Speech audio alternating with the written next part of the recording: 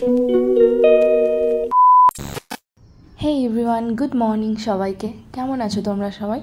আমি সংযুক্তা। আমার নতুন একটি ভিডিওতে তোমাদের অনেক অনেক স্বাগত। আর আমিও অনেক ভালো আছি। আজ সকাল থেকে ঝরঝরে রোদ উঠেছিল, আর এখানে যেহেতু ভালোই ঠান্ডা, ব্ল্যাঙ্কেট প্রত্যেক দিনই গায়ে দিতে হয়, ওই জন্য আজকে একটু বাইরে রোদ্দুরে দিয়েছিলাম। আজ ওর অফ ডে, তাই একটু আনন্দটা বেশি।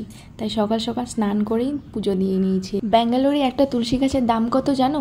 100 টাকা। ওই জন্য আমরা দোকান থেকে না নিয়ে বাড়ির পাশেই একজনের গাছে তুলসীর নিচে দেখলাম ছোট ছোট চারা হয়েছে, তাই ওখান থেকে নিয়ে এই ছোট্ট চারা গাছগুলো লাগিয়ে দিয়েছি। আর কিছুক্ষণ আগেই আমি এখানে পুজো করে গেলাম।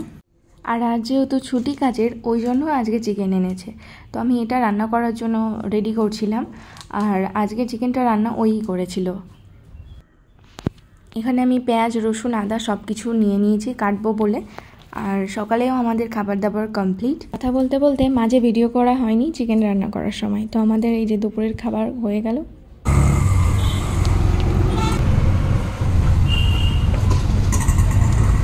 তারপর বিকালে একটু বেরিয়েছিলাম কিছু কেনাকাটা করার জন্য। আসলে ঘরের আরও কিছু নেওয়ার বাকি ছিল বলেছিলাম, সেগুলো নেওয়ার জন্যই গিয়েছিলাম।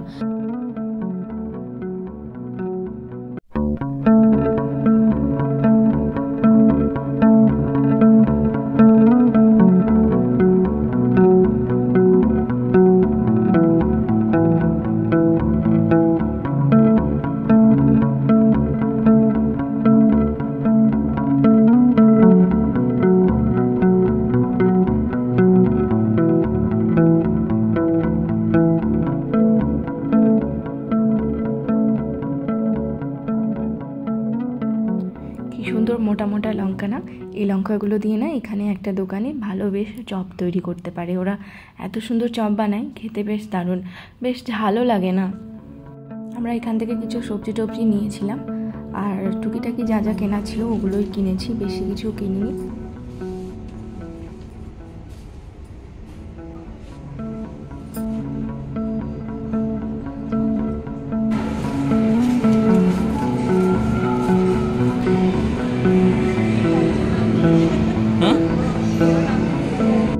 এটা আমার হাতে কি বলো তো?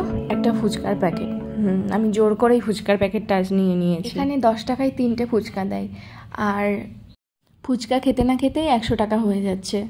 ওই জন্য আজকে ঠিক করেছি বাড়িতে মন মতো ফুচকা খাবো, আর যেরকমই হোক পেট ভরে খাবো।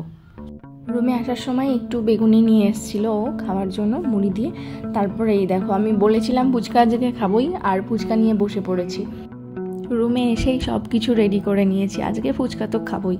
তো আমি এই যে ফার্স্টেই আমি সস দিয়ে ওকে বলছিলাম ট্রাই করতে। আজ এখানেই ব্লগটি শেষ করছি, দেখা হচ্ছে আবার পরের ভিডিওতে। তোমরা সবাই ভালো থেকো, বাই।